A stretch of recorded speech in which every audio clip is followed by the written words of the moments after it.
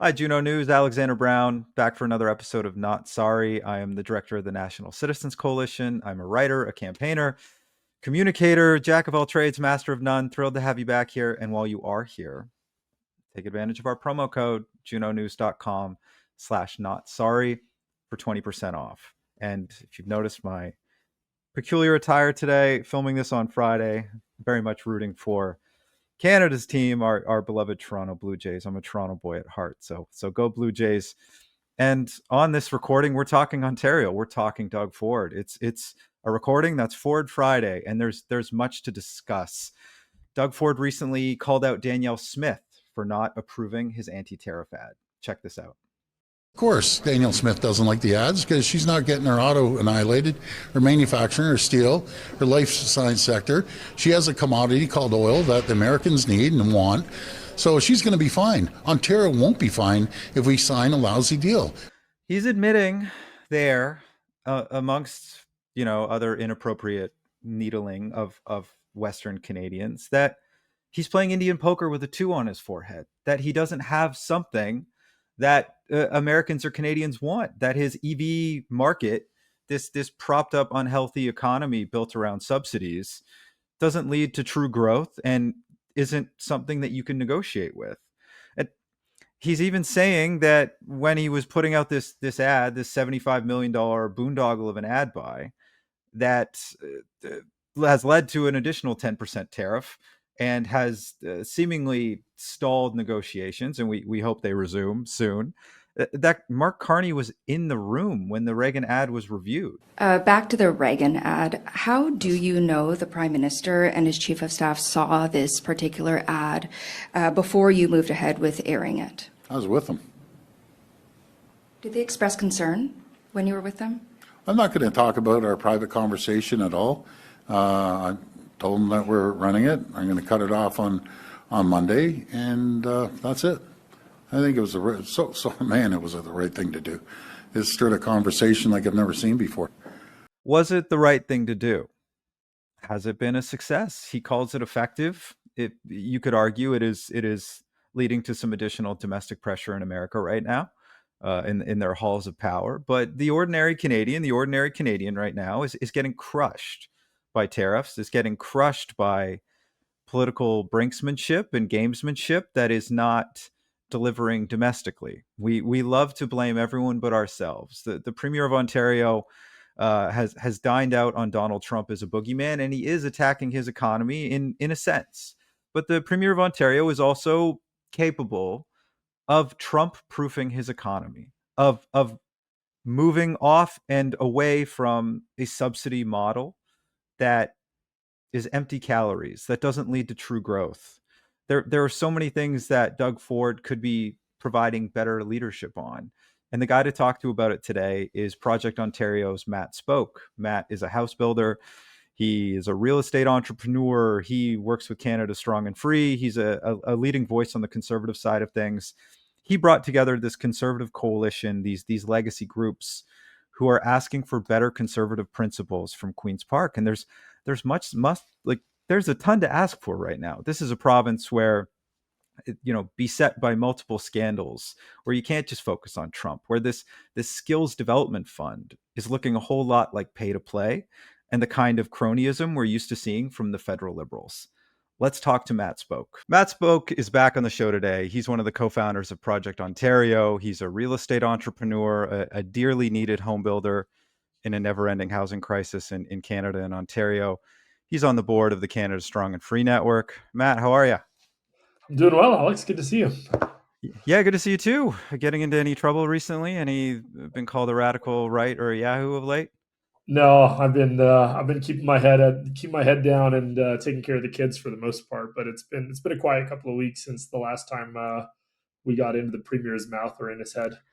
Yeah, But yeah, we kicking the hornet's nest back in September. Things have been auspiciously quiet, so we got to get back to well, they keep doing themselves damage. They don't need us to do it for them right now. and we're gonna get into it, Matt, Yeah. because it is Ford Friday here on Not Sorry on Juno News. Recording this on Friday, coming out on Saturday. Also, I'm wearing my Blue Jays jersey because go Blue Jays. I'm a Torontonian at heart. There's much to get into. You've made waves with the founding of Project Ontario and with conservative policy-oriented criticisms of the Ford government. We're not talking ad hominem, ad hoc fallacy that gets tossed back in our direction. For those in our audience who wouldn't be familiar with Project Ontario, tell us about the founding of that effort and some of its impacts to date. Yeah, Project Ontario came together earlier this year, coming out of the federal election. I think one of the things that really caught my attention last year, before the 2025 federal election, is that, like, on any of the major issues facing particularly the province of Ontario, but I think there's been similar issues across the country. What we often heard out of our leadership was that it was the federal government's fault. So a big issue on housing, a big issue on infrastructure spending, whatever it was, and it was always sort of the federal. Crime is another one. It's always the federal government's fault. And I had been watching closely to say, hey, what happens after you don't have Justin Trudeau around to blame anymore? Because he was such a convenient punching bag, Yeah. and people wanted to blame him for issues at the end of his term. So Doug had this great sort of redirect as part of his communication strategy that I think worked well for a couple of years at the end of the Trudeau era. Coming out of the federal election, we knew something was going to change. It was either going to be a conservative government in Ottawa or a very different liberal government under Mark Carney. And that strategy of sort of constantly pointing the finger to the federal government was probably going to get old. And we were also coming into our third majority government as a progressive conservative party, a party that I've supported for a long time, that I'm a member of. And we didn't have a lot to show for it, and we just kept pointing the finger at other levels of government when we had problems facing the province. And so I'd say the reason this started after the federal election is because there's a lot of people who put a lot of energy into that federal election, and it would have been a lot to try to have people dual focused on two different things at the same time. Yeah. But a group of people came together, yourself included, Alex, and we, I think, with a shared sort of view that we should be demanding more out of a third majority conservative term in Ontario. And that started with a broadly policy focused criticism on, let's look at the things that they're not doing or the things that they're doing wrong, and let's write about how we think they should course correct on major policy files. You mentioned my background in housing. I've spent a lot of time thinking about housing policy and where the province has gotten it wrong. My wife owns an early childhood education center. I've spent a lot of time thinking about daycare policy and where the province has gotten it wrong. And then we had people joining the mix that came from backgrounds of public safety and crime and immigration and economics and unemployment. And so I think we brought together a really great sort of cast of contributors that all shared this frustration, but with a different sort of starting point as to like what particular policy file animated them.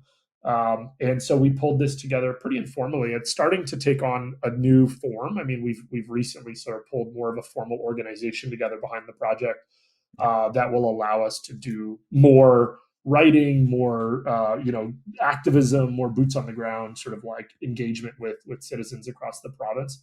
But it is really a conservative grassroots organization intended to be a voice of accountability to either a sitting conservative government today, or maybe in the future, a source of ideas for a would-be conservative government if we ever find ourselves in opposition again. So we don't have anything like that provincially in Ontario, almost like a think tank of sorts, or like a grassroots political movement that sits outside of the PC party itself.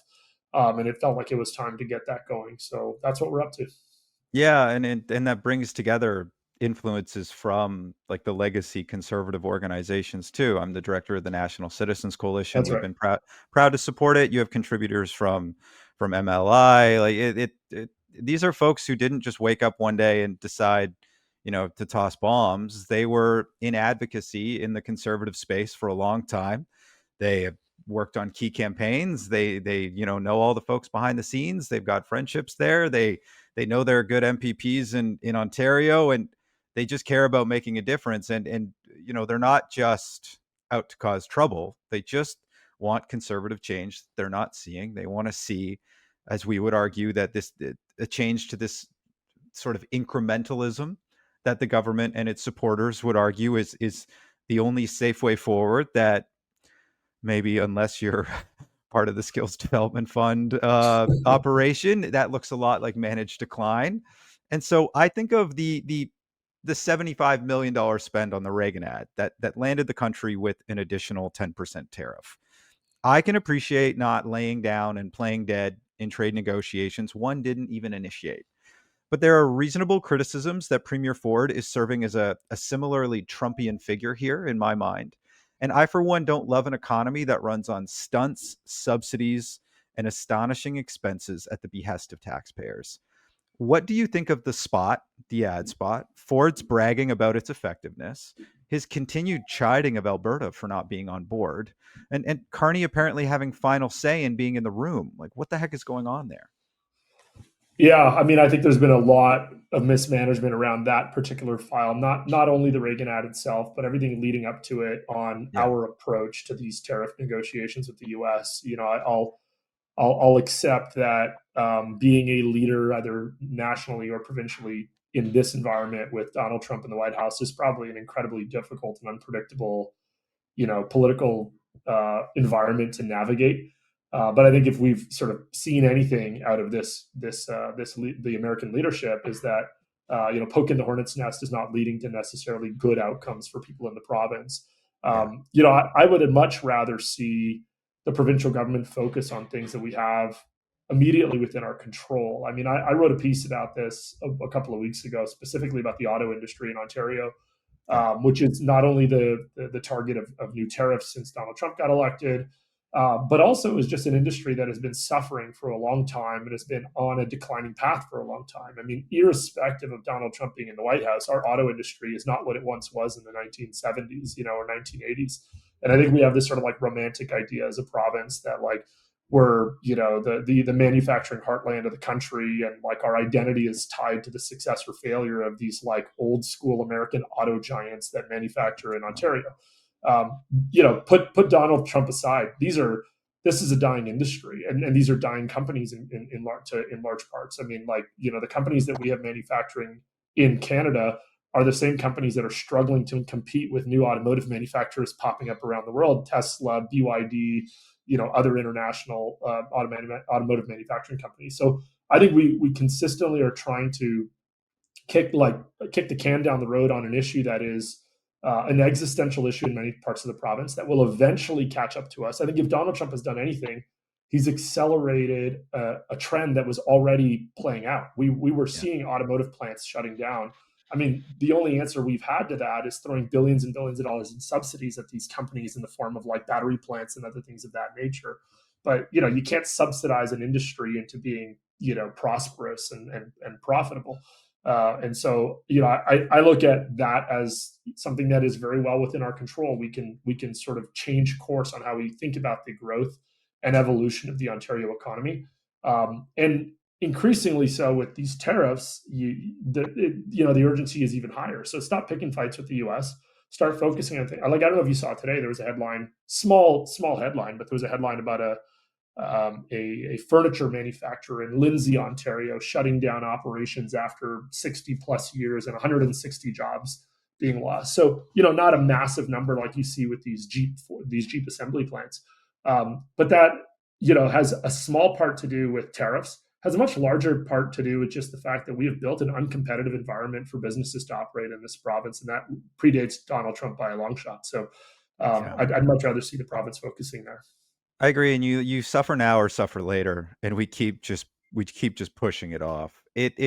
And he's always disappointed or upset with someone else, which bothers me. Like he's threatening to sue these automotive companies who want out of Well, this I mean, fledgling. it's a failing strategy when your only defense is to threaten lawsuits, to threaten sort of like Yeah, more bullying tactics.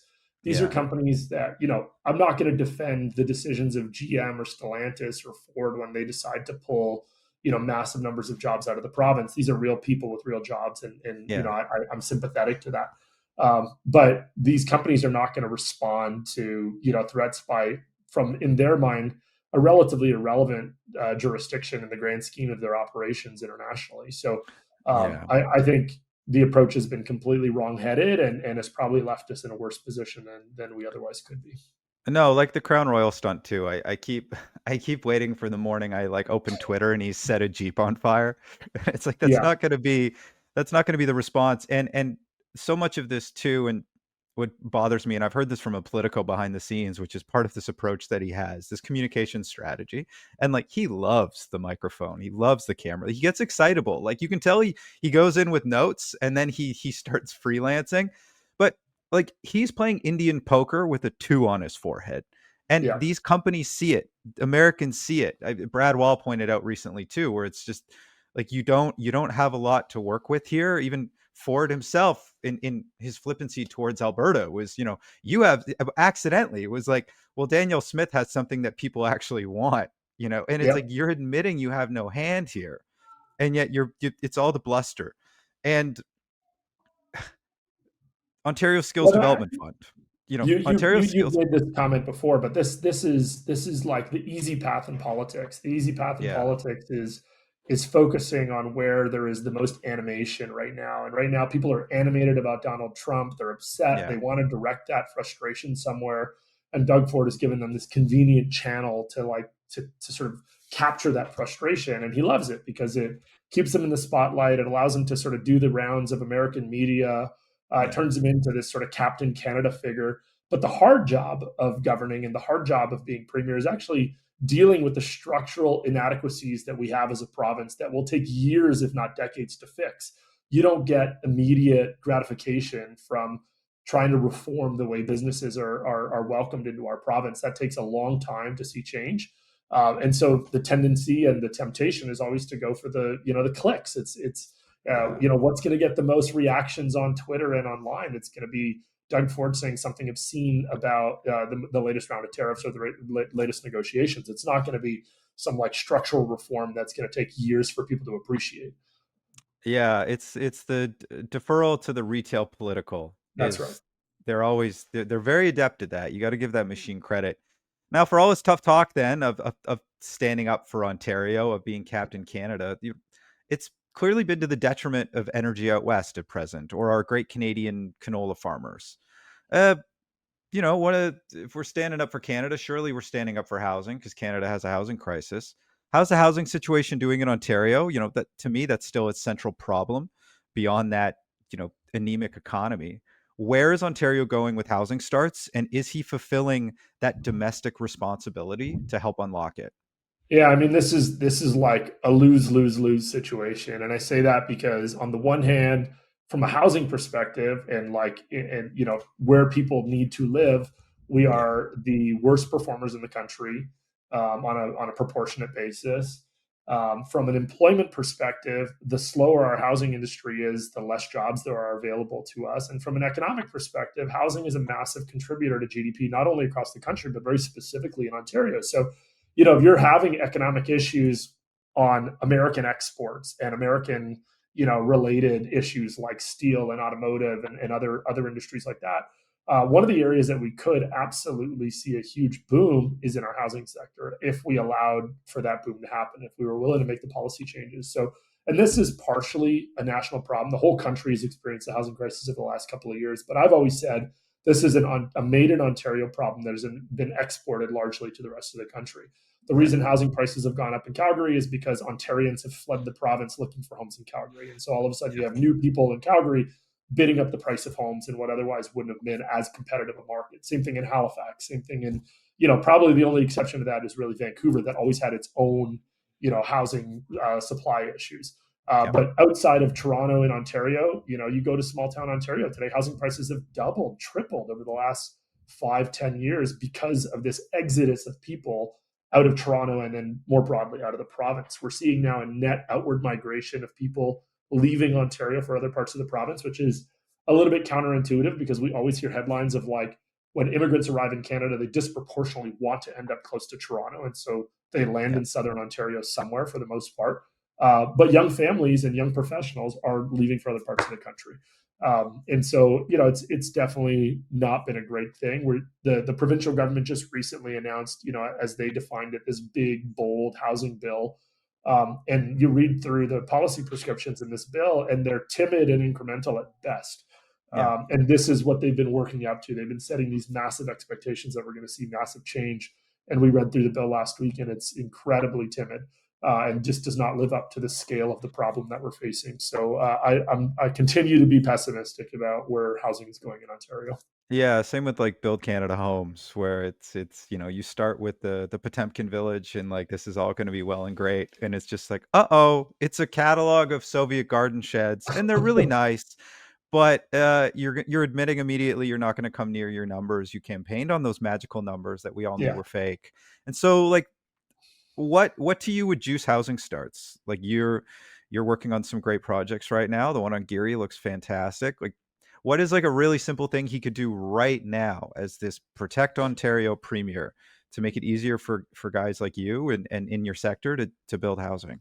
Well, there's sort of two types of housing that people think about. Like we're focused in Toronto, so we tend to focus a lot more on density and sort of infill urban housing, which is not everybody's cup of tea. But we're talking about Yeah. where people are going to live close or in downtown cores of cities. Very different housing type than, let's say, the white picket fence and the garage and the backyard. Yeah. We've limited both. I mean, in cities, we've made it nearly impossible to identify where density is permitted, and so there's constant limitations as to what you can build and where, and that makes it difficult to add density into the cores of our cities. And so what that means is people need to leave the cities to go into the suburbs or into the small towns surrounding the cities. Yeah. And in the suburbs, we've also limited where we allow for expansion. I mean, people know very well that the at least in Brand, they've heard of the Ontario Greenbelt. The Ontario Greenbelt is, like, loosely speaking, this land, this ring of protected land that wraps around the Greater Toronto Area that is protected for conservation and agricultural reasons, which in principle and in messaging is very nice. It sounds very pleasant and beautiful. But what it really has done is it's limited the ability for housing development to happen. And the Ford government tried to address this a couple of years ago, and they as with many things, they sort of flirted with this line of like good policy where it meets corruption, and all of a sudden it's like, oh, you're only opening up the greenbelt where the To your developers who pals own the too. land, Yeah. and it led to a bunch of natural questions. But what we're And then a seeing in walk Ontario, back. Yeah. And then a yeah, really quick massive walk walk back. back, And they and I'd haven't come say, close to going back into it. Yeah. and what's ironic about the greenbelt is people think how nice it would be to sort of like protect this agricultural land. And what's actually happening now is, if you can picture Toronto as a big blob in the middle of southern Ontario, around it is this sort of protected green belt. And what you're seeing now is density is skipping over the green belt and getting built Yeah. on the other side of the green belt. So now you've got towns that are even further away from Toronto that are experiencing massive amounts of demand for housing, because you can't build in this, like, protected 50 to 100-kilometer ring around the city. I don't think that I don't think it's politically viable to completely take away this concept, but it does need to be brought back into question. If you want people to be able to afford the dream of the backyard, the local park, the pleasant neighborhoods, we're running out of space to do it. So it's yeah. Yeah, and there are parcels that you can open up. Like it's not all. The spin has often been from the left, that it's as if they're demolishing the Bruce Trail and wonderful parks, and it's no. There's just like large patches of empty land that Yeah. you're right, because now you're getting this super density in these odd pockets or in places that aren't sustainable. And so you have to open And so that up. that's sort of the one hand of your question, is like, we need to know where we're allowed to build and what we're allowed to build. The other side of your question is, it is incredibly expensive, taxes and fees and Yeah, charges. It's become obscene. I mean, there's parts of the province where you'll spend $250,000 to build a house on yeah, taxes before you build the house. Like it's, and then you wonder why you can't afford a house, why you can't buy a house that's less than $1 million. It's like, well, there's yeah. this massive line item. So, no shortage of ways to accelerate housing development in the province. The Ontario Skills Development Fund. Yeah, It's a big club and you ain't in it. Critics argue it's a circular economy, akin to and perhaps beyond any level of cronyism we've seen from the federal Liberals. If Washington D.C. has K Street, I guess we now have Bay Street. You make a max donation, allegedly, apparently. You grab a lobbyist close to the premier, who you think would be considered in deep conflict, such as a campaign manager. Next thing you know, as it seems, skills development fund bucks come heading your way, up to 100 million in total for clients of a certain firm alone. None of us are under any pretense that politics doesn't have an outsized lobbying issue. But is this not on another level? As a conservative in Ontario, do you have concerns about this degree of an arguable pay to play? What I see in the skills development fund story is evidence of entitlement in a government that does not feel like it is accountable to the people of the province anymore. It feels like it is entitled to govern. It feels like it is entitled to power on an indefinite basis. They do not see the end of their government anytime near term and as they look forward on the horizon. Part of that is because we have inept opposition in the Ontario Liberal Party and the Ontario NDP, and it's created this sort of sense in PC circles that they are unbeatable, and therefore can do whatever they want. And they start treating the government as sort of their private piggy bank to sort of advance their agenda. So I think the skills development fund is not unique. I mean, there's a lot of examples of this over the course of the last 7.5 years, including the Greenbelt that we talked about, where well-connected families and landowners were able to get sort of preferential treatment as they were changing the rules surrounding the Greenbelt. This is more of this to me is evidence of like a mindset that has changed inside of Queen's Park, where there is no more humility in this government. I think I'll put aside the merits of the program itself. I question the merits of the program, even if it were well administered. I think the moment you start hearing that the NDP and the Liberals both agree with the merits of the program, they just disagree with the way it's been managed, you sort of have to question the policy itself. But putting that aside, this has been managed incredibly arrogantly by the people around, the cabinet table, who think that they can sort of get away with almost anything. People will remember when Doug Ford first got elected in 2018. This was after 15 years of Kathleen Wynne and Dalton McGuinty. And a huge part of the narrative as to why we wanted change was Doug Ford parading around saying, "Hey, we're going to clean up the mess of the Ontario Liberals that they left behind after 15 years." And the mess that he was often talking about was the scandals of that government, the gas plant scandals, the eat health scandals. We had the sort of wind farm, hydro ballooning costs, but you could get special contracts in the provincial government to build wind farms around the province. And we came into power saying we're going to be different and we're going to treat tax dollars with respect. Now 3 majority elections later, we've completely lost sight of why we got elected in the first place. And I think this is like a real big cautionary tale for conservatives in general. I think we live, broadly speaking, in a liberal country. And the way I have always seen it is that the job of conservatives when they get elected is to fix the mess that was left behind by the Liberals before us and to set a new standard for like what does accountability look like in government. And if we behave the same way that our Liberal opponents behave, then it starts to beg the question, what's the point of electing conservatives in the first place? If we're not more responsible with the public purse, if we're not more transparent, if we're not more honest in government, I think a huge part of the conservative brand is being the accountable stewards of government.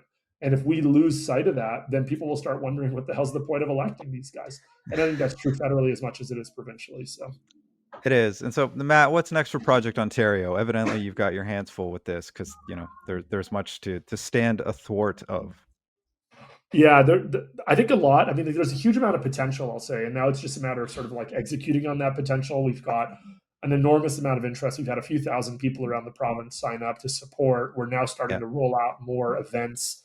We'll be doing events on key issues. We're hosting an event in November on safer supply and sort of drug policy in the province. We're going to host an event on education reform and school choice. We're hosting an event on, broadly, we hosted an event in Toronto in September. We want to host a similar event, but for people everywhere in the province. So we're going to do a big virtual event on let's take back control of sort of the principles that govern our province. So I'd say there's a lot coming in the next 6 months. People can find out more, sign up at projectontario.ca. And stay tuned. We just recently released a new website. We're just recently announcing that we can start accepting donations from people that want to support the cause. And so check us out at projectontario.ca to follow along. Matt Spoke, thanks for joining us. Thanks, Alex.